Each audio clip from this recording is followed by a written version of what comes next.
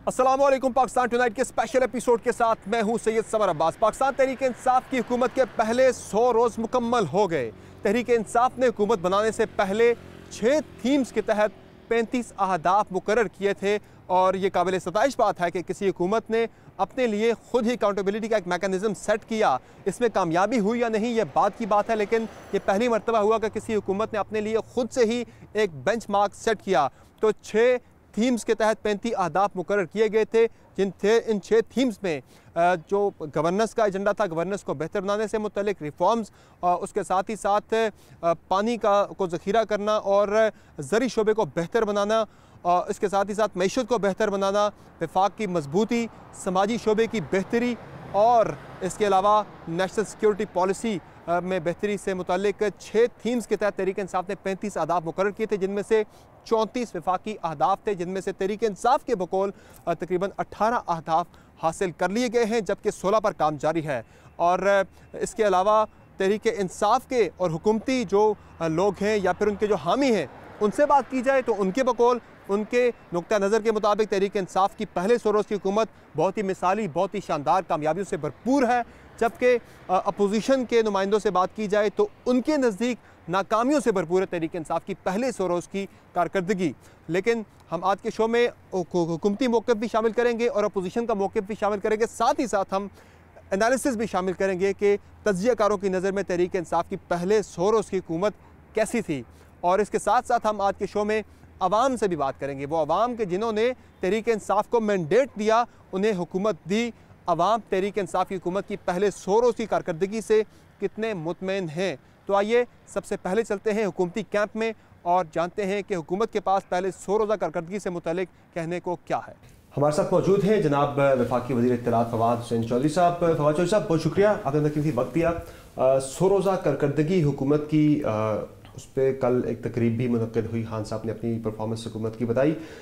मैं डॉलर की तरफ भी आऊँगा चूँकि आज का बड़ा इशू वही है, लेकिन 100 रोज़ के दौरान ऐसा कौन सा काम है, ऐसी कौन सी अचीवमेंट है जिससे आप समझें आपकी सबसे बड़ी ये अचीवमेंट रही 100 रोज़ के दौरान, और ऐसा कौन सा काम है, थोड़ा फ़राख दिली का मुज़ाहरा करते हुए बताइएगा, कि जो आप करना चाह रहे थे नहीं कर सके, जिसमें आप रह गए पीछे।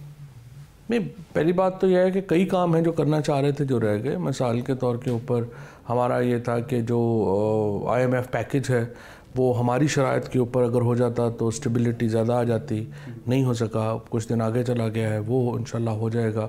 कई और चीज़ें हैं जो कि आप करना चाह रहे हैं, नहीं कर सके। फौरी तौर के ऊपर आवाम को रिलीफ़ जो कीमतों में देना चाहते हैं हम वो नहीं दे सके, वो थोड़ी जो है वो कीमतें ऊपर गई हैं।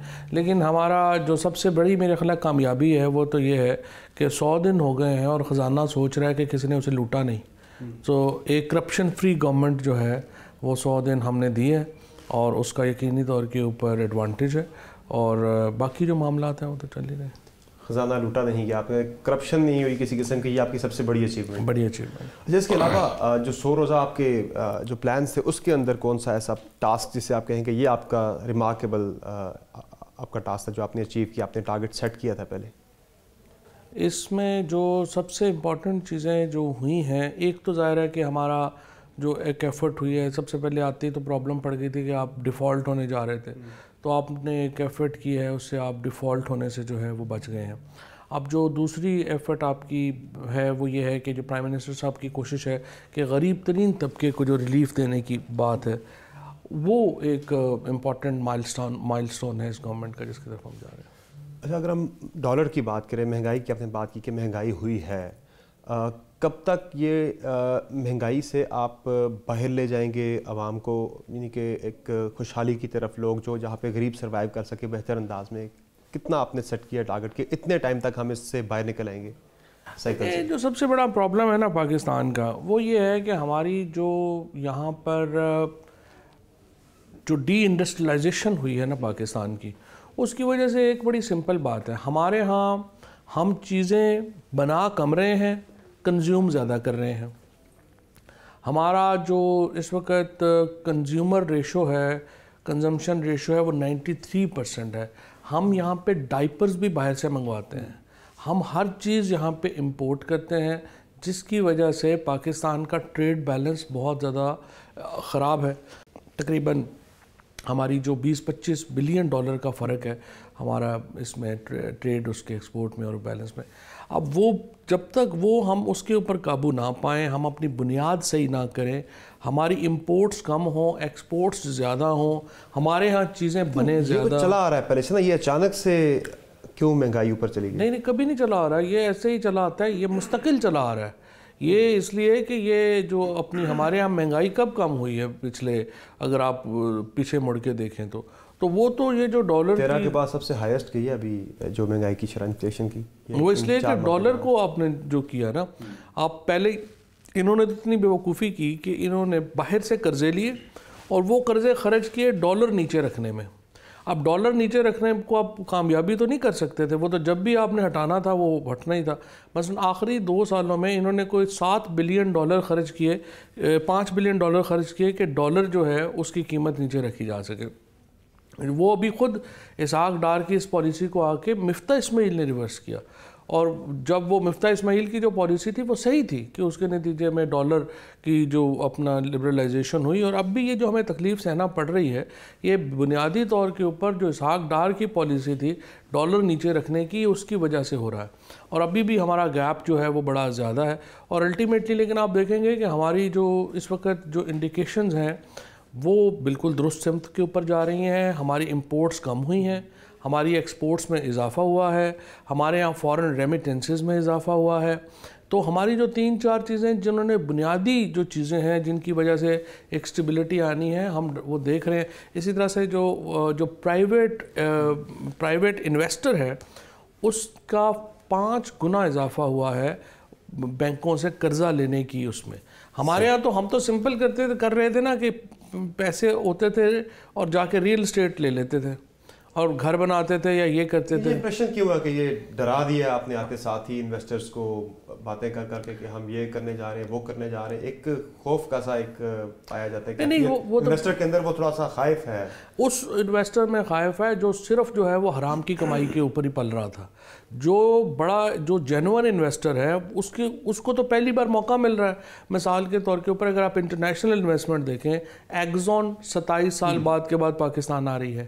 پیپسی کوک جو ہے وہ ایک بہت بڑی انویسٹمنٹ پاکستان میں کرنے جا رہے ہیں. سوزوکی میں اس کے ساتھ جو باقی گاڑیوں کی یہاں پہ ہیں ان میں ڈبل ان کے اضافہ جو ہے وہ ہونے جا رہا ہے. اس کے ساتھ ساتھ جو میں نے آپ کو کہا ابھی کہ جو 5 ٹائمز اضافہ ہوا ہے پرائیویٹ بوروئنگ کی بینکس میں. پہلے تو صرف ہم یہ کرتے تھے کہ ہم صرف پراپرٹیز بنا رہے تھے، پلازے بنا رہے تھے، گھر بنا رہے تھے جس کا فائدہ نہیں ہو رہا تھا. یہاں پر پہلی بار اب دوبارہ ہم انڈسٹریلائزیشن 60s کے بعد پہلی بار ہم انڈسٹریلائزیشن کی طرف جا رہے ہیں. انڈسٹری ہوگی تو ظاہر ہے پھر جابز پھر نوکریاں ہوں گی نا، کروڑ نوکری دینی کرے گی، آگے گرو کرے گی. لیکن ڈالر کی جو اونچی اڑان ہے 142 لاکھ آج پہنچ گیا، یہ کہاں تک جائے گا؟ دیکھیں یہ ڈالر میں اونچ نیچ جو ہے وہ لگی رہے گی، لیکن میرا یہ خیال ہے کہ بیسکس جو ہیں وہ بالکل صحیح ہیں. جس طرح سے آج اسد عمر صاحب نے بھی کہا ہے ابھی، اور آج آپ کو جو ہے وہ یہ جو باقی خوشخبری جو ہے وہ بھی ملی ہے. سو مجھے لگتا یہ ہے کہ اس میں آپ کو جو ہے نا چیزیں بہتر ہو جائیں گی. تیل کی قیمتوں میں کمی جو ہے وہ ایک میجر ہے، اور اس کے ساتھ یہ جو ڈالر وہ آگے پاس ہوگا ریلیف عوام تک بھی تیل کی قیمتوں میں عوام کو ریلیف پاس انہوں نے آج دیکھیں 10 سال کی کم ترین سطح کے اوپر ہے جو ٹیکسیشن ہے آئل کے اوپر. صحیح. سو اس لیے یہ فائدہ جو ہے وہ لوگوں کو پہنچے گا. اصل میں ہمارا جو مقصد ہے، جو ہماری اکانومی ہے، وہ آپ دیکھیے گا کہ وہ ڈرائیو کرے گی صرف ایک چیز سے، اور وہ ہے انڈسٹری سے. آپ انڈسٹری لگائیں گے، انڈسٹری میں نوکریاں بھی آئیں گی، انڈسٹری میں ویلتھ جنریشن بھی ہوگی. لیکن یہ جو ڈالر کی قیمت میں اضافہ ہوا ہے یہ IMF کی شرائط میں سے ایک تھی، تو کیا یہ اس بات کی انڈیکیشن ہے کہ ہم IMF کی طرف جا رہے ہیں؟ آپ نہیں، IMF کی طرف تو ہم جا ہی رہے ہیں، لیکن یہ جو اضافہ ہوا ہے یہ ہمارا صرف یہ ہے، ہم چاہتے ہیں کہ بہت زیادہ گورنمنٹ انٹرفیئرنس نہ ہو اس طرح کی قیمتوں کی طے کرنے میں، مارکیٹ فورسز اس کو طے کرے. تو جب ڈالر میں ہمیں اوور آل ادھر سے جو ہے وہ ریلیف ملے گا تو آپ دیکھیں گے ڈالر نیچے آ جائے گا. پیک کیا ہے اس کی، کہاں تک جائے گا؟ خان صاحب نے بھی کل کہا تھا کہ مشکل وقت ابھی آگے ہم نے دیکھنا ہے، اور تو یہی مشکلات ہیں نا، ظاہر مہنگائی بڑھے گی، ڈالر اوپر جائے گا، کہاں تک جائے گا اندازاً؟ میرا خیال ہے اگلے میں تو اس پہ اکانومسٹ نہیں ہوں, مجھے نہیں پتا کہ ڈالر جو ہے وہ اوپر جائے گا یا نیچے جائے گا یا کیا ہوگا, لیکن یہ بات طے ہے کہ جو اس وقت حکومت کی جو پالیسیز ہیں اس کے نتیجے میں ایک اکنامک سٹیبلٹی آئے گی, اور اس سٹیبلٹی کے نتیجے میں ڈالر سمیت ہمارا جو عوام ہے اس کو بھی یہ فائدہ ہوگا. اچھا, اس کے علاوہ وزراء کی کارکردگی سب نے ایک ایک کر کے پیش کی خان صاحب کو. 100 روز مکمل ہوئے, کوئی احتساب بھی ہوگا کہ جس کی کارکردگی ٹھیک نہیں تھی, جس طرح خان صاحب نے شروع میں کہا تھا کہ جس کی میرے وزیر کی کارکردگی ٹھیک نہیں ہوگی تو پھر اسے ہم ہٹا بھی دیں گے, تو ایسا بھی کچھ کرنے جا رہے ہیں یا سب کی کارکردگی ٹھیک ہے؟ نہیں, میرا خیال ہے کہ ابھی تو جو کارکردگی ہے وہ صحیح ہے, کوئی ایسا جو تمام سرویز ہیں ان میں بھی سیٹسفیکشن آئی ہے, بٹ یہ تو پرائم منسٹر کا پریروگیٹو ہے, جس کو جب مرضی ہٹا دیں. اچھا, پارلیمانی کارکردگی کی اگر ہم بات کریں تو اس پہ بہت زیادہ کرٹیسزم ہے کہ آگے نہیں بڑھ پا رہے, کوئی لیجسلیشن نہیں ہو پا رہی, سارا کام رکا ہوا ہے پی ایس سی کی چیئرمین شپ کی وجہ سے, اور اسٹینڈنگ کمیٹیز بھی تشکیل نہیں پا رہی, ایک ڈیڈ لاک ہے. یہ معاملہ کیسے آگے بڑھے گا؟ یہ تو اسٹیل میٹ ہم دیکھ رہے ہیں پچھلے 100 روز سے. نہیں, یہ انشاءاللہ تعالیٰ معاملہ بہتر ہو جائے گا. یہ جو اپوزیشن نے اس وقت جو غیر اخلاقی ڈیمانڈ ہے ان کی کہ چھوٹا بھائی بڑے بھائی کے آڈٹس کرے, وہ ظاہر ہے کہ اس کے اوپر نہیں مانا جا سکتا. وہ کہہ رہے ہیں جب ہماری گورنمنٹ کا احتساب ہوا تو کسی کوئی اور بیٹھ جائے, ممبرز میں سے کوئی اور چیئر کر لے. ہم کہہ رہے ہیں نہیں, کوئی اور چیئر تو نون لیگ بھی کہہ رہی ہے, وہ کہہ رہے ہیں کوئی اور ممبر چیئر کر لے شہباز شریف صاحب کی جگہ, جب نون لیگ کا جب ہو رہا ہو بس پھر ہمیں چیئر کرنے دیں, ہمیں پی ایس سی دیں اس وقت. کہہ رہے چیئرمین شپ شہباز شریف صاحب کے پاس ہی ہو, لیکن جب نون لیگ کا آڈٹ ہو تو کوئی اور ممبرز میں سے کوئی اور چیئر کر لے. یہ تو ایسے ہی ایک جو ہے کہہ دیا, لیکن وہ تو پیچھے ہٹنے کو تیار نہیں ہے. آپ شہباز شریف صاحب کو بنانے کے لیے تیار نہیں ہے, تو یہ تو ڈیڈ لاک پھر رہے گا. ایسے ڈیڈ لاک تو پھر اپوزیشن کی مرضی ہے, یہ تو ڈیڈ لاک رکھنا چاہتے ہیں تو رکھیں, لیکن ہمارا تو معاملہ یہی ہے کہ جب نواز شریف صاحب کے آڈٹس ہیں وہ ہمیں کرنے دیں, اور جب ہمارے شروع ہوں گے اس وقت پی ایم ایل این کریں. تو پھر کیا ایسا ہو سکتا ہے کہ دیگر اسٹینڈنگ کمیٹیز تشکیل دے دی جائیں پی ایس سی کے معاملے سے پہلے ہی, چونکہ اپوزیشن کا تو یہ موقف ہے کہ ہم بائیکاٹ کریں گے اگر اسٹینڈنگ کمیٹیز کا, اگر اسد کیسر صاحب کو بنا دینی چاہیے. مجھے تو نہیں لگ رہا کہ, مجھے تو نہیں پتا کہ وہ کیوں ڈیلے کر رہے ہیں. بنا دیں, ان کو چاہیے بنا دیں اپنی جو ہے. اچھا, اس کے علاوہ خارجہ پالیسی کو اگر ہم ڈسکس کریں تو ظاہر ہے ایک ہاسٹائل گورنمنٹ واشنگٹن میں بیٹھی ہے. ادھر آپ اگر بات کریں انڈیا, مودی کے بھی عزائم کوئی اتنے زیادہ اچھے نہیں ہے. ایک پاکستان کی طرف سے پازیٹیو جیسچر تھا کرتارپور راہداری کھولنے کا, لیکن اس پہ بھی وہاں پہ کافی زیادہ پروپیگنڈا کیا گیا نیگیٹو. پاکستان پھر سے پرسیو کرے گا انڈیا کو کہ پیس ٹاکس کی طرف آئیں, بات چیت کی طرف آئیں, یا پھر آپ نے دیکھ لیا ہے کہ وہاں سے کوئی پازیٹیو جواب نہیں آنے والا؟ نہیں, ہم میں پیس ٹاکس کا ہمیں فائدہ ہے, انڈیا کے ساتھ نارملائزیشن میں ہمیں فائدہ ہے. جس طرح سے بھی آپ نے کچھ دیر پہلے ہماری جو معاشی مشکلات ہیں ان کا ذکر کیا ہے. دیکھیں, پاکستان ہو ہندوستان ہو, اب دنیا میں ریجنز ترقی کرتی ہیں. سو یہ جو ریجن ہے یہ ترقی نہیں کر پائے گی اگر آپ کا یہاں پر نارملائزیشن نہیں ہوگی. ہندوستان میں اس وقت الیکشنز ہیں, آپ کو پتہ ہے پولیٹیشنز کے لیے الیکشنز جو ہیں وہ بڑے امپورٹنٹ ہوتے ہیں. وہاں پہ شاید کئی حلقوں میں اینٹی پاکستان بکتا ہو, ہمارے ہاں تو نہیں بکتا فرینکلی, کو بہت زیادہ اینٹی انڈینزم. سو یہاں پہ جو ہے وہ اس لیے وہ لگے ہوئے ہیں, تو الیکشن ہو لینے دیں. لیکن ہماری پوزیشن یہی رہے گی الیکشن تک بھی اور الیکشن کے بعد بھی.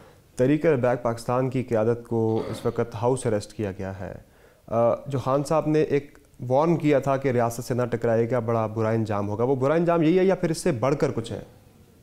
نہیں, یہ تو ظاہر ہے قانون اپنا راستہ خود لے گا. اس کا تو واضح طور کے اوپر جو بھی قانون میں اس وقت پروویژنز ہیں جو ان جرائم کا ارتکاب انہوں نے کیا ہے, ظاہر ہے اس کے مطابق ان کو ٹریٹ کیا جائے. ذرا کچھ ایسے بھی اس میں باتیں کی گئیں کہ جن پہ شاید ریاست کو فریق بننا پڑے آگے جا کے, ایسی پروویژن ہے قانون میں. اور ریاست فریق بنے گی فریق, جو قانون کے مطابق ہوگا اس کے مطابق چلیں گے. یہ تو منسٹری آف انٹیریئر نے فیصلہ کرنا ہے کہ انہوں نے کس طریقے سے اس کو آگے بڑھانا ہے, کس طرح سے آگے چلنا ہے, اور وہ بالکل صحیح چل رہے ہیں اپنی پالیسی کے. پالیسی کیا گورنمنٹ کی آرٹیکل 6 کے تحت بھی کوئی مقدمات وغیرہ بنیں گے, ریاست اس میں فریق بنے گی, کس طرح سے معاملہ آگے بڑھے گا, یا پھر یہی ایکسٹریم سٹیپ ہے کہ 3 MPO کے تحت انہیں نظر بند کر دیا جائے؟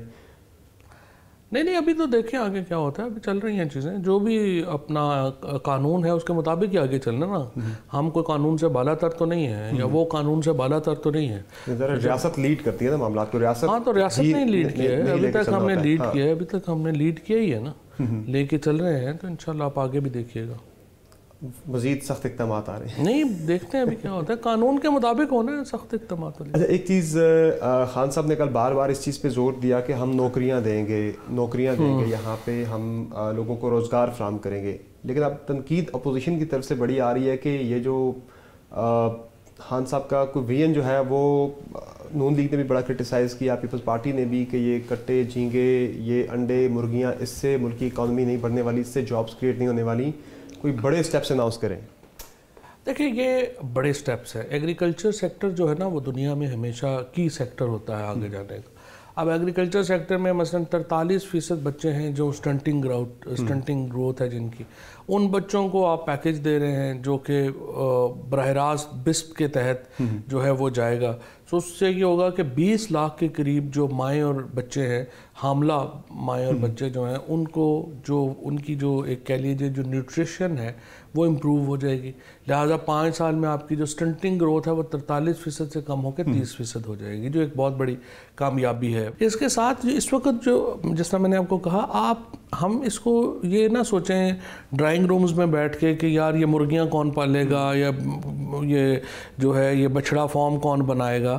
آپ غریب ترین لوگوں کی بات کر رہے ہیں. یہ جو حکومت کے اقدامات ہیں یہ ان لوگوں کے لیے ہیں جن کے پاس جو 2 وقت کی روٹی بھی ابھی جو ہے وہ نہیں کما پا رہے. لیکن فوجی صاحب یہ جو باتیں خان صاحب کرتے ہیں کہ ہاؤسنگ سیکٹر ہے, گھر بنیں گے, دیگر ایکٹیویٹی ہوگی, اس میں لوگوں کو نوکریاں ملیں گی, لیکن جو پڑھا لکھا نوجوان ہے, یہ تو لیبر والی ساری جابس ہیں نا, جو پڑھا لکھا نوجوان ہے اس کے لیے کیا انسینٹیو ہے؟ لاکھوں نوجوان ہر سال جاب مارکیٹ میں آتے ہیں پڑھے لکھے. دیکھیں اب بالکل بات صحیح ہے. اب یہ آ گیا غریب ترین لوگ آدمی کے لیے.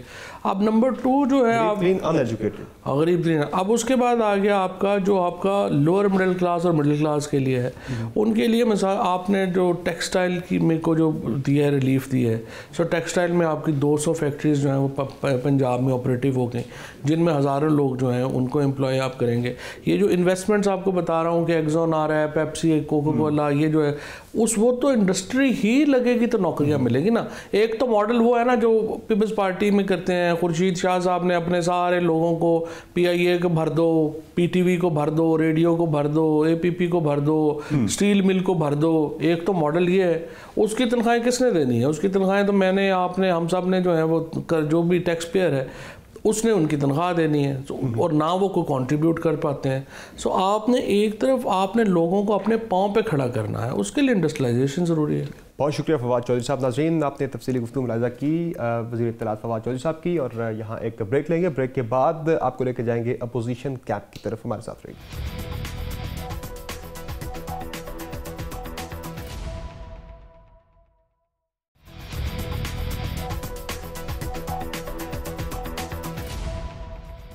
ویلکم بیک دا شو.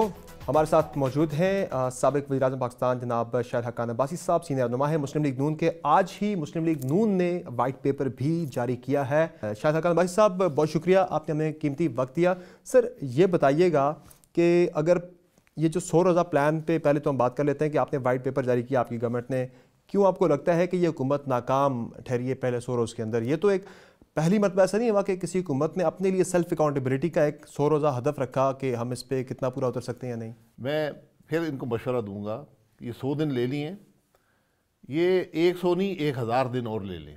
اچھا, صرف کام کر لیں. باتیں کرنے سے کام نہیں بنتا. ہر ایک کو پتہ ہے کرنا کیا ہے, کیسے کرنا ہے, وسائل کہاں سے آئیں گے, یہ مشکلات ہوتی ہیں. اب جو ایشوز ہیں ان کے حل کی ڈائریکشن اگر آپ 100 دن میں سیٹ کر دیتے, اب بتاتے کہ ہم نے اس طرح یہ اس مسئلے کو حل کرنا ہے. صرف مسئلوں کی بات کرنا کہ ہاں جی یہ ہے ہم حل کر دیں گے. کل جو تقریر کی ہے پرائم منسٹر صاحب نے, اس میں انہوں نے صرف یہ فرمایا ہے کہ یہ مسئلہ ہے میں اس کو حل کر دوں گا. یہ نہیں بتایا کہ کیسے حل کرے گا, کون حل کرے گا, کس کی ذمہ داری ہے, کیا طریقہ کار ہے, وسائل کہاں سے آئیں گے. آپ یہ دیکھیں گے ہر ایشو کی بات آ کے وسائل پہ رکتی ہے, تو اضافی وسائل ملک میں کیسے پیدا ہوں گے. یہ وہ بات ہے جس کی کوئی بات ابھی تک ہم نے حکومت سے نہیں سنی. لیکن سر 100 آپ ہی پرائم منسٹر رہے ہیں, 100 دنوں میں چیزیں ٹھیک تو نہیں کی جا سکتی. صرف ایک ڈائریکشن, وہ خان صاحب خود بھی کہتے ہیں کہ میں نے ڈائریکشن ایک سیٹ کرنی تھی, ہم نے کوئی یہ نہیں کہ کوئی ٹارگیٹس اچیو کرنے تھے اس 100 روز کے دوران. جی تو یہ انہوں نے کہا تھا کہ ہمیں 100 دن دیں, دیکھیں کیا ہوتا ہے. میں نے تو نہیں کہا تھا, میں اس لیے کہہ رہا ہوں 1000 دن لے لیں. ہاں بہتر ہوگا ان کے لیے. کہہ دیں کہ ہمیں 1000 دن چاہیے, پھر ہم سے بات کروں, ٹھیک ہے. یہ کوئی سیاسی بات نہیں ہے, اپوزیشن کی بات نہیں ہے. حکومت نہیں چل رہی, بالکل نہیں چل رہی اس وقت. کیسے آپ کو لگ رہا ہے نہیں چل رہی؟ نظر آتا ہے. ہمیں بھی بہت عرصہ ہو گیا. میں 31 سال اپوزیشن گورنمنٹ میں ہوں, پارلیمنٹ میں ہوں. ہم نے 21 سال اپوزیشن میں گزارے ہیں. تو نظر آتا ہے کب کون سی حکومت چلتی ہے یا نہیں چلتی, اس کی ریٹ ہے یا نہیں ہے, اس کی کوئی ڈائریکشن ہے یا نہیں ہے. اور یہ حکومت, اس کے تو جو نتائج ہیں اس کے عمل کے, وہ آپ کو مہنگائی کی صورت میں نظر آ گئے کہ اتنے کم عرصے میں اتنی مہنگائی پاکستان کی تاریخ میں کبھی نہیں بڑھی, اور اس کی کوئی وجہ نہیں ہے. سب سے عجیب بات یہ ہے کہ آج کوئی وجہ یہ حکومت نہیں بتا سکتی کہ مہنگائی کیوں بڑھی ہے. یہ صرف ایک لیک آف گورننس ہے اور لیک آف کانفیڈنس ہے حکومت کے اندر, جس کی وجہ سے آج یہ حالات. تو کہتے ہیں خزانے خالی دے کے گئے, ہمارے پاس کچھ ہے ہی نہیں ہے. سب سے پہلی بات ہوتی ہے کہ آپ کے پاس خزانہ ہوتا ہے تو آپ کچھ کر پاتے ہیں. ہمیں خزانہ خالی کر گئے. پچھلے کچھ قرضوں کا بوجھ 6 ارب کہہ رہے روزانہ ہم نے دینی پڑ رہی ہیں قرضوں کے اوپر جو ریٹرن دے رہے ہیں. دیکھیں پاکستان خزانے میں یہی ہوتا ہے جو ہے. ہم خالی نہیں چھوڑ کر گئے. اسٹیٹ بینک سے نمبرز پوچھ لیں 31 مئی کو کیا نمبرز تھے. ملک کے اندر جب ہم نے حکومت چھوڑی ہے, مہنگائی کم ترین سطح پر تھی, گروتھ ہائیسٹ ترین سطح پر تھی. چیلنجز یقیناً رہتے ہیں. ہمارے کرنٹ اکاؤنٹ کے چیلنجز ہیں, فزیکل ڈیفیسٹ کے چیلنجز ہیں, آج کے نہیں ہمیشہ سے ہیں. اور اس کی وجہ بڑی کلیئر ہے کہ جو وفاقی حکومت کا پیسہ بچتا ہے وہ صرف آپ کے 2 مدیں حکومت کی, یعنی ڈیٹ سروسنگ اور ڈیفینس کو پارشلی کور کرتا ہے. باقی ہر کام کے لیے جو باقی کرنٹ ایکسپینڈیچر ہے, گرانٹس کے لیے اور ڈیولپمنٹ کے لیے آپ کو قرضہ لینا پڑتا ہے.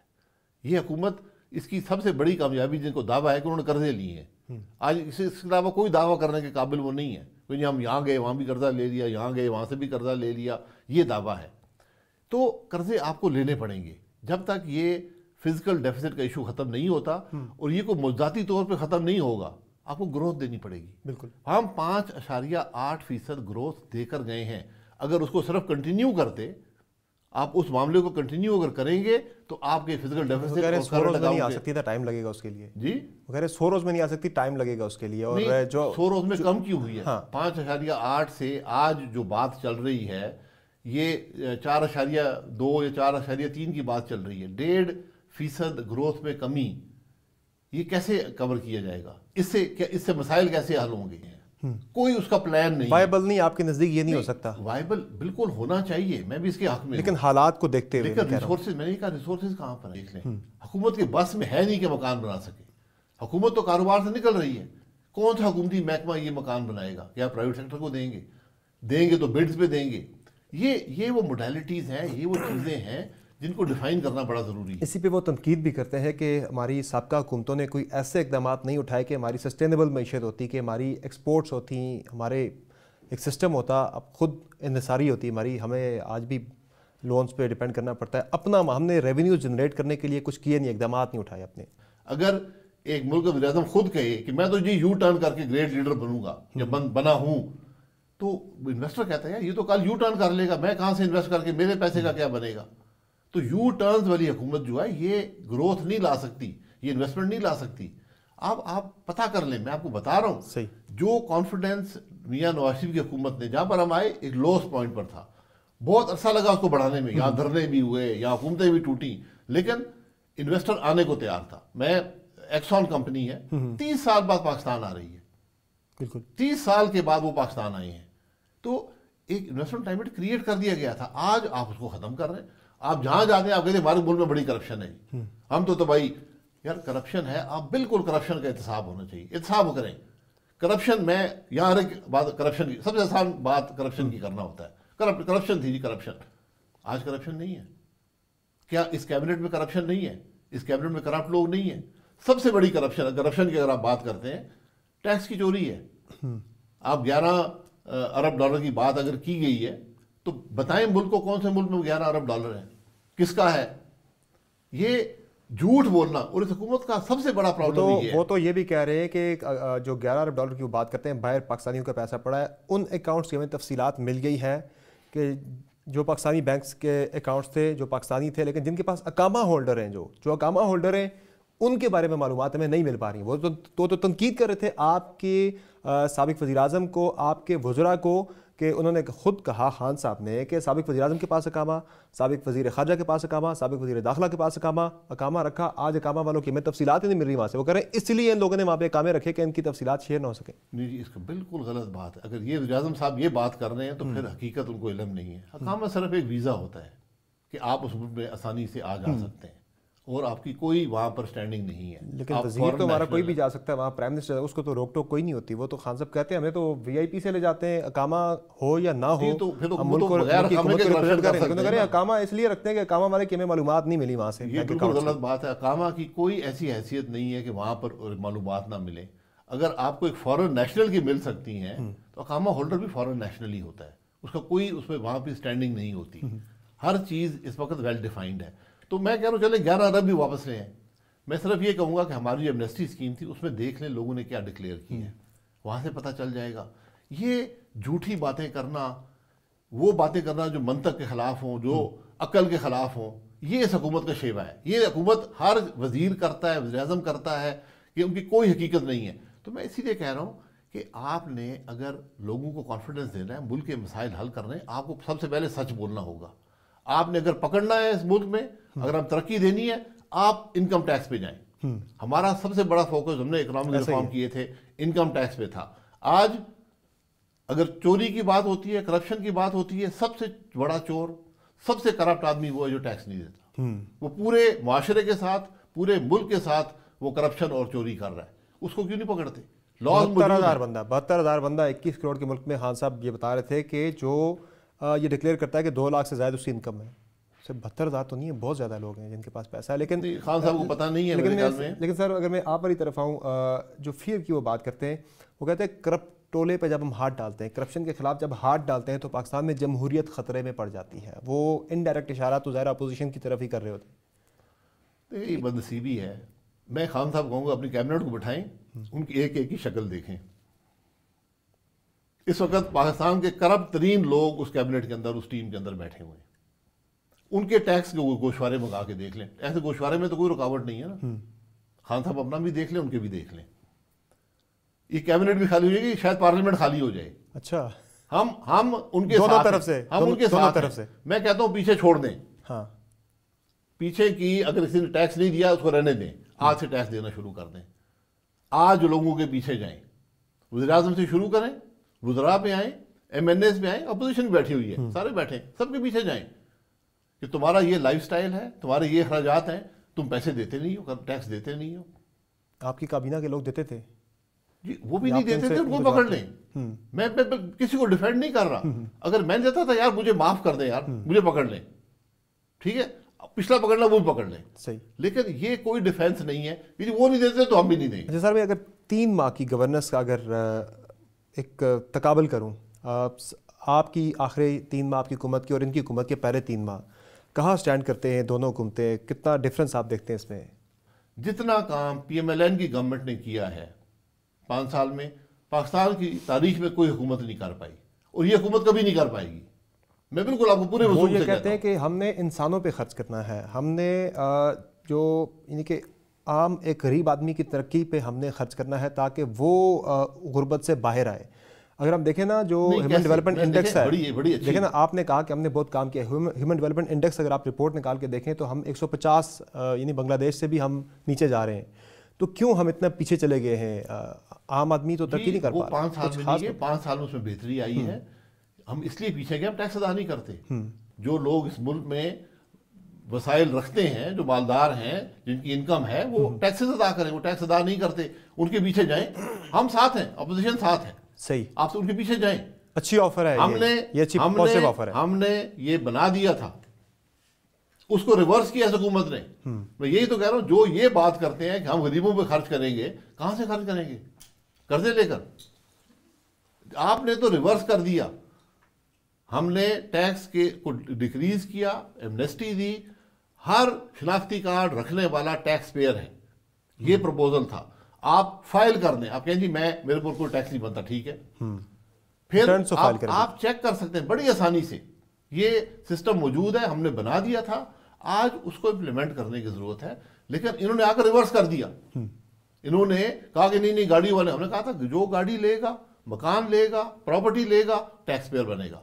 اور سب سے بڑی جو چیز ریورس ہوئی ہے, جو اس کا سب سے بڑا امپیکٹ تھا, وہ پراپرٹی کی ٹرانسفر پہ تھا. بالکل ہم نے کہا تھا 1% فی فیڈرل گورنمنٹ لے گی, 1% پروونشل لے گی, جو مرضی پراپرٹی کی ویلیو ڈکلیئر کر دیں, حکومت کے پاس رائٹ ہوگا کہ 6 مہینے کے اندر اس ٹرانزیکشن کو ڈبل کر کے آپ کی پراپرٹی لے لے.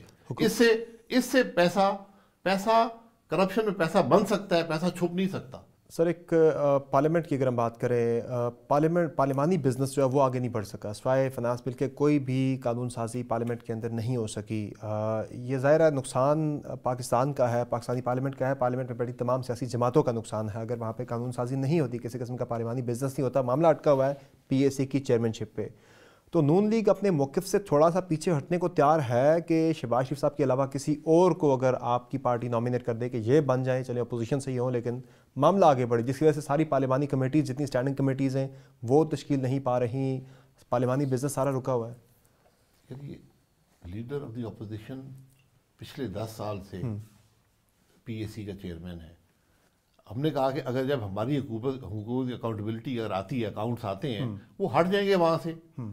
شہباز صاحب فیڈرل گورنمنٹ کا حصہ کبھی نہیں تھے, کسی بھی ایک اور ممبر کو آپ چیئر میں بٹھا دیں, کوئی ایسی بات نہیں ہے, آپ بٹھا دیں. یہ ایک ضد کہ جی نہیں ہم نے نہیں جو فلانے کو بلانا ہے, مطلب ہم اکاؤنٹیبلٹی چاہتے ہیں, اب اپنی ٹرمز میں اکاؤنٹیبلٹی چاہتے ہیں.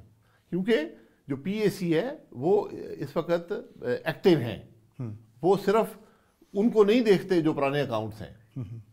ماضی میں ٹریڈیشن تھی کہ پی اے سی صرف پرانے اکاؤنٹس کو دیکھتی تھی, ہر سال کے اکاؤنٹس آتے تھے. اب وہ جو موجودہ ہو رہا ہوتا ہے اس پر بھی نظر رکھتے ہیں, بالکل اس پر اکاؤنٹیبلٹی کرتے ہیں. اس سے حکومت گھبراتی ہے. تو اس وجہ سے آپ نے, چلے وہ تو ایک ایشو ہے نا, آپ نے پہلی دفعہ پاکستان کی تاریخ میں, اور میں خود اس کا وٹنس ہوں, حکومت نے اسمبلی کا کورم توڑا. حکومت کے ممبران نے پوائنٹ آؤٹ کروایا آ کر ایک سو کالڈ اپوزیشن کے ممبر سے, اور پھر حکومت کے ارکان باہر گئے اور گنتی میں کورم توڑا گیا. اس کی کوئی مثال نہیں ہے. آپ کیوں گھبراتے ہیں پارلیمنٹ سے, آپ کیوں گھبراتے ہیں؟ میں اسپیکر صاحب کے بارے میں بات نہیں کرنا چاہتا, لیکن حقائق بڑے سامنے ہیں. نہ کوئی کوشچن آف پریویلیج لگ سکتا ہے, نہ کوئی جنرل موشن آتا ہے, نہ کسی اور بات پر بحث ہو سکتی ہے. آپ ایاز صادق صاحب کو دیکھ لیں, کتنے گھنٹے اپوزیشن نے بات کی ہے. یہاں جو فرنٹ بینچز اپوزیشن کی 5 منٹ آپ بیٹھ جائیں. یار وہ تو ٹرن بائی ٹرن انہوں نے چلایا تھا اسپیکر صاحب نے. وہ کہتے ہیں کہ پہلے طے پایا ہوا ہے کمیٹی میں کہ ٹرن بائی ٹرن, ایک اپوزیشن سے, ایک گورنمنٹ سے, ٹریجری سے. ہمیشہ ایسے ہی ہوتا ہے, لیکن اپوزیشن کو لیوے دیا جاتا ہے. وہاں 3-4 جماعتیں, اپوزیشن گورنمنٹ کا ایک موقف ہوتا ہے. ٹرن بائی ٹرن یہ چیزیں نہیں ہوتی. جب اپوزیشن کو ایشو ریز کرتی ہے, اس کو بولنے کا موقع ملتا ہے, 10 اسپیکر بولیں, اس کے بعد گورنمنٹ بولتی ہے. آج تک کسی پارلیمنٹری سٹنگ کا ایجنڈا مکمل نہیں ہو سکا. صحیح, یہ بد نصیبی ہے ملک کے لیے. تو سر آپ نے کہا کہ 1000 دن دینے کو تیار ہیں, تو فائنلی آپ کا مجھے فائنل کامنٹ چاہیے کہ ایک بات کی جاتی ہے ہمارے پاکستان میں, بدقسمتی ہے کہ یہ روایت چل پڑی ہے کہ حکومت کی مدت پوری ہوگی نہیں ہوگی, اس طرح کی ہمیشہ سوالات پوچھے جاتے ہیں, اور یہ بدقسمتی رہی ہماری تاریخ میں. ایسا رہا بھی ہے کہ کوئی حکومت مدت پوری نہیں کر سکی. اس حکومت سے متعلق آپ کی کیا رائے ہے, کیا سمجھتے ہیں اپنے تجربے کی بنیاد پر کہ 5 سال بعد دیکھتے ہیں آپ تحریک انصاف کو کہاں دیکھتے ہیں, اور مدت سے متعلق آپ کا کیا کامنٹ ہے؟ دیکھیے میں تو یہی کہہ رہا ہوں کہ میں یہ نہیں کہہ رہا 1000 دن لے لیں, میں کہہ رہا ہوں 1000 دن مانگ لیں. اگر آپ کو دنوں کا شوق ہے نا, گورننس سے متعلق 100 میں کچھ نہیں ہو رہا, یا 100 اور بھی لے لیں کچھ نہیں ہوگا. 1000 اگر شوق یہ دنوں کا 1000 لے لیں. ہر حکومت کا رائٹ ہے کہ وہ اپنے 5 سال مکمل کرے. 5 سال سے اوپر وہ نہیں جا سکتی. 5 سال مکمل کریں. یہ پہلی حکومت ہے جو 5 سال مکمل نہیں کرنا چاہتی. یہ خود کہتی ہے کہ نہیں ہم یہ کریں گے, ہم وہ کریں گے, ہم بڑے مسائل ہیں, بڑی ہمیں تکلیف ہے, ہمارے خلاف بڑا ایجنڈا ہے. یار کون آپ کے خلاف ہے؟ اپوزیشن اتنی آبجیکٹو اپوزیشن میں نے اسمبلی میں نہیں دیکھی. مشکلات اور مسائل کے باوجود, یعنی لیڈرز اپوزیشن کو گرفتار کیا ہوا ہے. یہ اظہار آج 54 دن ہو گئے ہیں, آپ الزام نہیں لگا سکے اور آپ نے لیڈرز اپوزیشن کو گرفتار ریمانڈ میں رکھا ہوا ہے. اس کی کوئی مثال دنیا میں نہیں ہے. ہوش کے ناخن لیں, عقل سے کام کریں. یہ چیزیں ملک میں جمہوریت کو تباہ کرتی ہیں. یعنی باوجود اس کے کہ اپوزیشن کی دونوں بڑی جماعتوں نے, پیپلز پارٹی اور نون لیگ نے اس عزم کا اظہار کر دیا ہوا ہے, تحریک انصاف کو باور کرایا بار بار کہ ہم چاہتے ہیں کہ حکومت مدت پوری کرے, ہم نہیں چاہتے کہ آپ کی حکومت جی بالکل پوری کرے. جی بالکل ملک کے لیے کام کریں. دیکھیں لیکن آپ کو لگ رہا ہے کہ اپنے وزن پہ گر جائیں گے. دیکھیں نہ گریں، ہاں 5 سال مکمل بھی کر لیں، اگر ملک کے مسائل حل نہ کر پائے، ملک کو مشکلات میں ڈال دیا، کیا وہ یہ ملک کے مفاد میں ہے؟ میں تو 3 مہینے کو دیکھتے ہوئے یہ کہتا ہوں کہ مجھے یہ مدت کیا، میں تو بڑے بڑے مسائل دیکھ رہا ہوں ملک کے اندر، جس قسم کے لوگ وزیر بنے ہوئے ہیں، جو وزیر اعظم صاحب کا رویہ ہے، جو باتیں کی جاتی ہیں، وہ تو ابھی تک اپوزیشن کے بورڈ سے نہیں باہر نکل پائے، وہ سمجھتے ہیں وہ اپوزیشن میں بیٹھے ہیں۔ جو حکومتی بینچ گالی نکالے اپوزیشن کو، آج تک میں نے یہ حالات نہیں دیکھے۔ سر 100 روزہ کارکردگی، 100 دن حکومت کے، 100 میں سے کتنے نمبر دیں گے کارکردگی کو؟ 0 سے کم، صفر سے کم، مائنس میں چلے گیا۔ مجھے کوئی ایک بات بتا دے جو کی ہو، یا کوئی اچھی بات منہ سے نکلی ہو، یا کوئی سچ بولا ہو۔ جو حکومت جھوٹ بولے، جس کے وزیر جھوٹ بولیں، وزیر اعظم غلط بیانی کرے، جو کاغذوں میں غلط بیانی کرے، اسمبلی کے فلور پر آ کر جھوٹ بولیں، میں ان کے بارے میں کیا کہہ سکتا ہوں؟ تھینک یو سو مچ شاکر خان صاحب، بہت شکریہ۔ ناظرین، آپ نے تفصیلی تبصرہ ملاحظہ کیا، سابق وزیر اعظم شاہد حقان عباسی صاحب کا موسٹ ریسنٹ پاکستان کے پرائم منسٹر تھے، اور ہم نے کوشش کی کہ ان کی آخری جو 3 ماہ کی گورننس تھی اس کا تحریک انصاف کی پہلے 3 ماہ کی گورننس سے تقابلی جائزہ بھی لیا جائے۔ فی الوقت اتنا ہی، ایک بریک لیں گے، بریک کے بعد بڑھیں گے اگلے سیگمنٹ کی جانب، ہمارے ساتھ رہیے گا۔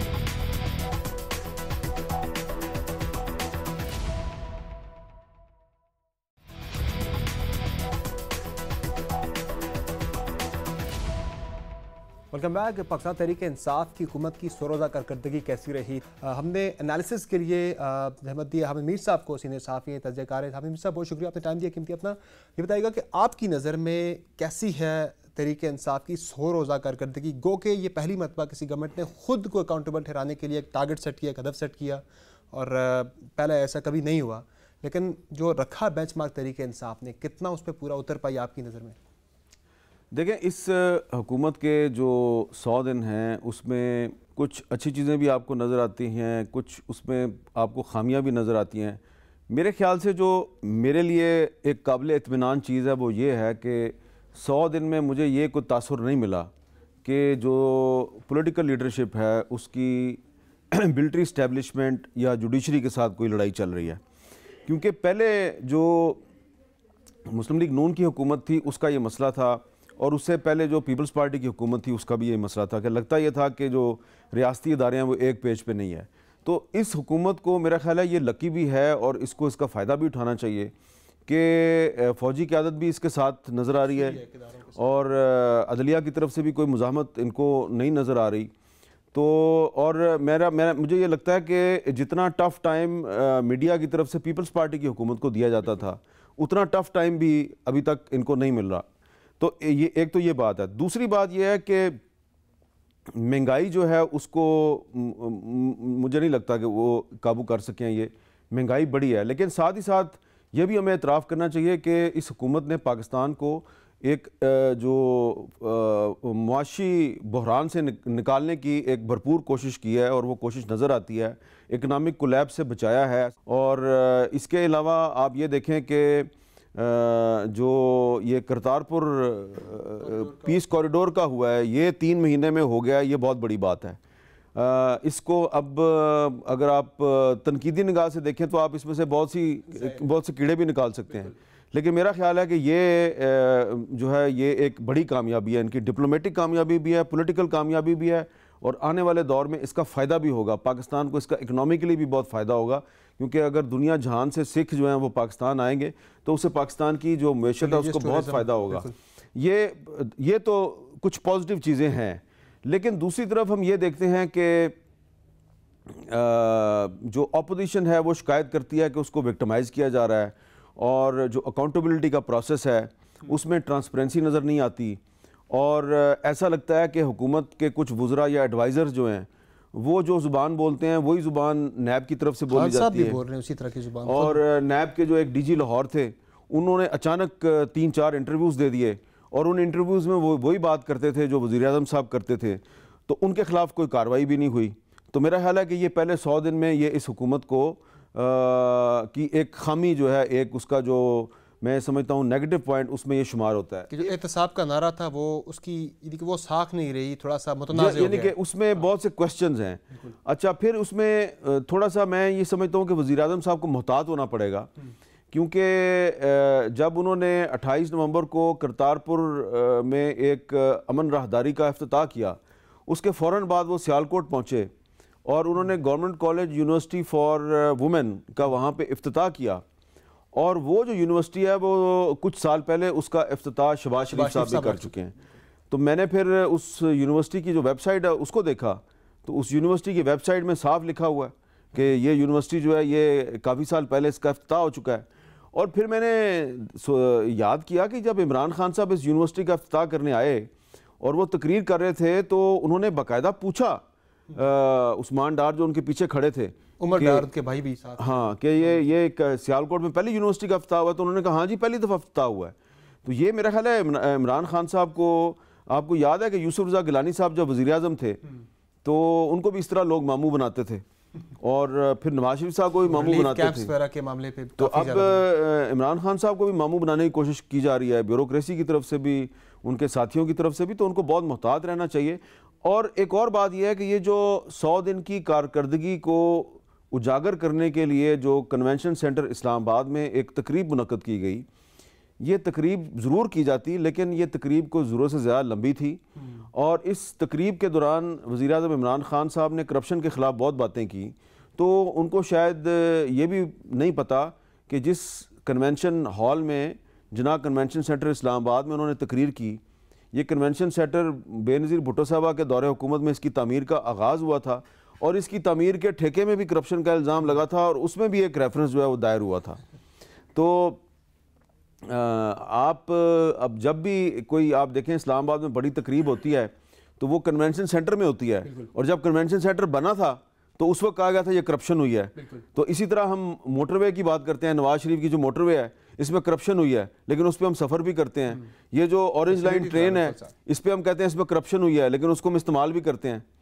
تو ان چیزوں کا بھی خیال رکھنا چاہیے۔ ان کی ڈائریکشن کی جو بات کی جاتی تھی کہ 100 روز میں ڈائریکشن ایک سیٹ ہو جائے گی ملک کی، وہ ڈائریکشن آپ کو نظر آتی ہے کہ ہم ایک ڈائریکشن پہ چل پڑے؟ نہیں، مجھے یہ بات تو مجھے لگتا ہے کہ ڈائریکشن تو عمران خان کی ہے، اور آپ کو اس چیز کو بھی اپریشیٹ کرنا چاہیے کہ انہوں نے غلطیاں کی ہیں لیکن ساتھ ہی ساتھ 100 دن میں انہوں نے کوئی چھٹی نہیں کی، کیبنٹ کا اجلاس ریگولرلی ہوتا رہا ہے، انہوں نے جو بچت کے لیے جو کوشش کی ہے، جو آسٹریٹی ڈرائیو ہے ان پہ بہت تنقید کی جا رہی ہے، لیکن میرے خیال سے انہوں نے اگر وزیر اعظم ہاؤس اسلام آباد کو ایک یونیورسٹی میں تبدیل کرنے کا فیصلہ کیا، اس پہ عمل درآمد بھی کریں، میرے خیال سے یہ بہت اچھی چیز ہے۔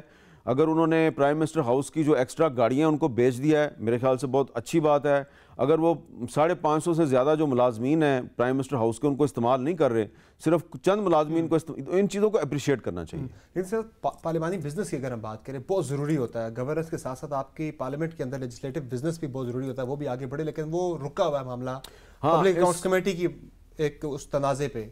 تو نہیں، صرف پبلک اکاؤنٹس کمیٹی نہیں ہے، اس وجہ سے سارا یہ اپوزیشن اور گورنمنٹ میں سارا آگے اسٹینڈنگ کمیٹیز بھی بن پا رہی ہیں، سارا اسی وجہ سے۔ تو چیئرمین شپ کا مسئلہ ہے نا، کم از کم 32 اسٹینڈنگ کمیٹیاں بنانی ہوتی ہیں مختلف وزارتوں، لیکن وہ اسی سے جڑی ہے نا، وہ اپوزیشن کہتی ہے کہ شہباز شریف صاحب کو بنائیں گے پی ایس سی کا چیئرمین تو تب ہم ان میں آئیں گے، ورنہ ہم تمام اسٹینڈنگ کمیٹیز کا بائیکاٹ کریں گے۔ یہ اب ان کو چاہیے کہ اپوزیشن کے ساتھ نیگوشیٹ کریں، اور میرا یہ خیال ہے کہ اپوزیشن کو ساتھ لیے بغیر وہ لیجسلیٹو بزنس آگے نہیں بڑھ سکتا۔ کل بھی خان صاحب کہہ رہے تھے نا وہ جمہوریت خطرے میں آ جاتی جب ہم کرپٹ ٹولے پہ ہاتھ ڈالتے ہیں، کرپٹ لوگوں پہ ہاتھ ڈالتے ہیں۔ یہ جو ماحول ہے ان کو یہ خیال کرنا چاہیے وزیر اعظم عمران خان کو کہ اگر اپوزیشن کو وہ ساتھ لے کے نہیں چلیں گے تو قانون سازی نہیں ہو سکتی۔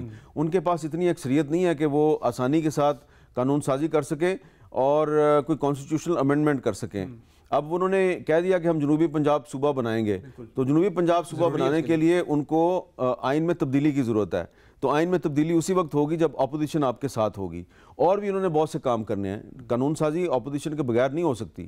چلیں قومی اسمبلی میں آپ 6-7 ووٹ کی اکثریت ہے، وہاں پہ آپ سمپل میجورٹی سے کوئی بل منظور کروا لیں گے، تو جب وہ سینٹ میں آئے گا تو وہاں پہ تو آپ رک جائے گا، وہاں پہ اپوزیشن کی سپورٹ مائنورٹی میں ہے، تو ان چیزوں کا خیال کرنا چاہیے۔ سر اگر ہم بات کریں کارکردگی کی تحریک انصاف کی 100 روز کی، تو 100 دن 100 روزہ کارکردگی 100 میں سے کتنے نمبر آپ دیں گے ان کی حکومت کو اوور آل دیکھ کے جج کر کے؟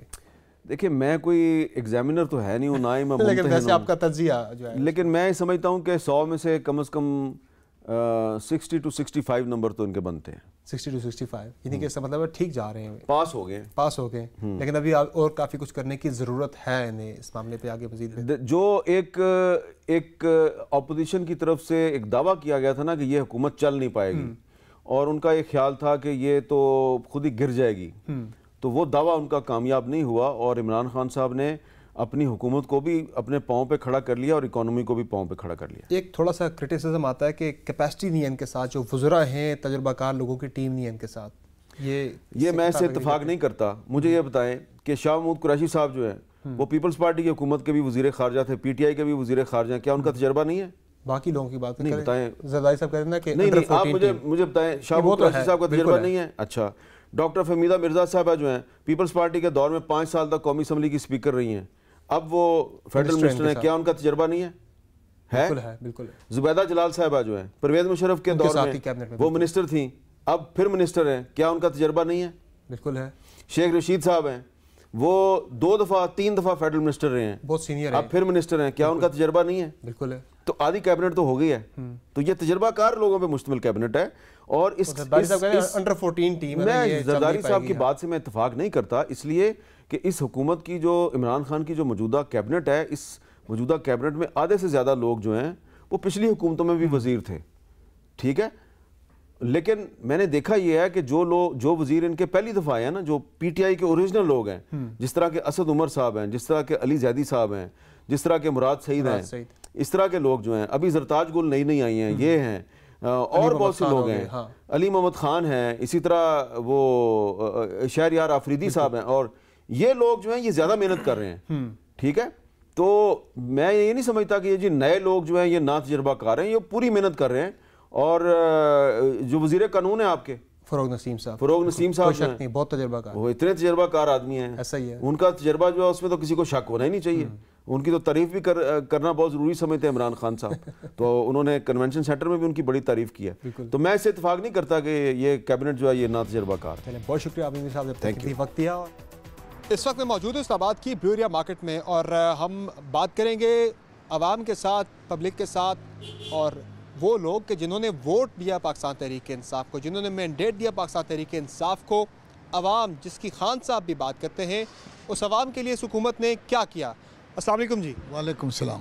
تحریک انصاف کی حکومت کے 100 روز مکمل ہو گئے ہیں, کیسے دیکھتے ہیں آپ حکومت کی کارکردگی کو, اچھی بری یا پھر جو بھی آپ کی رائے ہے؟ فی الحال تو مجھے کوئی امید نظر نہیں آ رہی ہے. ایسے بینچ مارک یا ٹارگیٹ کبھی کسی گورنمنٹ نے اپنے لیے سیٹ نہیں کیا. پہلے P T I was the only government جس نے اپنے لیے خود ایک 100 days کا چیلنج دیا, اور انہوں نے ایک ڈائریکشن دی ہے which I believe we are on the right direction.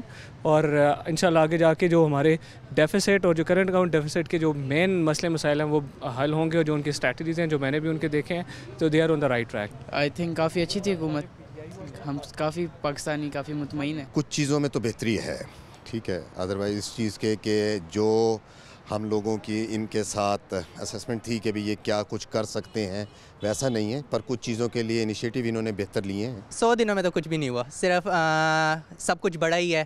سونا آپ دیکھ لیں کہاں چلا گیا ہے, پیٹرول کی قیمتیں دیکھ لیں, اور کیا کہتے ہیں کافی چیزیں ہیں جو ابھی تک بڑھی ہیں, مطلب کوئی کمی نہیں ہوئی ابھی. 100 دن کی کارکردگی خان صاحب کی کیا ہے جی, ہم تو ان کو پھر اس طرح دیکھ رہے ہیں جیسے کنٹینر میں بیچ کے اسپیچ کر رہے ہیں. وہ ان کو اسپیچ آتی نہیں ہے, ان کے منسٹرز کو پتہ ہی نہیں ہے ہمارا کیا ویژن ہے, وہ کیا کر رہے ہیں. 100 دن کا عوام کو بے وقوف بنایا ہوا ہے, 100 دن کا وہ 100 سال بھی لے لینا, جب ویژن ہی ایک بندے کے پاس کوئی نہیں ہے تو وہ سوائے تقریروں کے, مباحثوں کے اور کچھ نہیں کر سکتا. سر جس حساب سے مہنگائی ہوئی ہے, جیسے وہ کہہ رہے ہیں کہ قومی خزانے میں کچھ نہیں ہے, ایسے تو ان کو تھوڑا سا ٹائم ملنا چاہیے, 2 4 6 مہینے. 6 مہینے کے بعد اگر ایسے ہی مول رہا تو پھر تو سمجھو کچھ نہیں ہے. ابھی تک تو اس وقت انہوں نے کچھ بھی نہیں کیا, کچھ کریں گے تو پتہ لگے گا. اس میں ابھی ان کو کافی کرنے کی ضرورت ہے, کسی چیز پہ فوکس کر کے چلیں, ہوچ پوچ نہیں چلیں انہیں. ہاں جی. اب سے خواتین نے تو گھر چلانا ہوتا ہے, آپ کیسے دیکھ رہی ہیں؟ مینیج ہو رہا ہے سارا, کہا جا رہا ہے مہنگائی بہت زیادہ ہو گئی ہے. نہیں, مہنگائی تو نو ڈاؤٹ زیادہ ہوئی ہے, ایکسپیکٹیشنز ہماری زیادہ تھیں, لیکن اس طرح پرفارمنس نظر نہیں آ رہی. آنی چاہیے, تو امید تو اچھی رکھنی چاہیے, تو انشاءاللہ دیکھیں آنے والی جو زندگی, آنے والے دن جو آئیں گے وہ ایک روشن مستقبل کے لیے ہم دیکھ رہے ہیں, روشن پاکستان دیکھ رہے ہیں. ہم امید کرتے ہیں کہ تحریک انصاف کی حکومت رائٹ ڈائریکشن میں چلتے ہوئے मुल्क को मौजूदा बहरानों से निकालेगी। चूँकि ये हुकूमत की कामयाबी नहीं होगी बल्कि ये पाकिस्तान और पाकिस्तानियों की कामयाबी होगी। आज के शो में इतना ही। फीडबैक ज़रूर दीजिएगा। इजाज़त दीजिए। अल्लाह हाफ़िज़।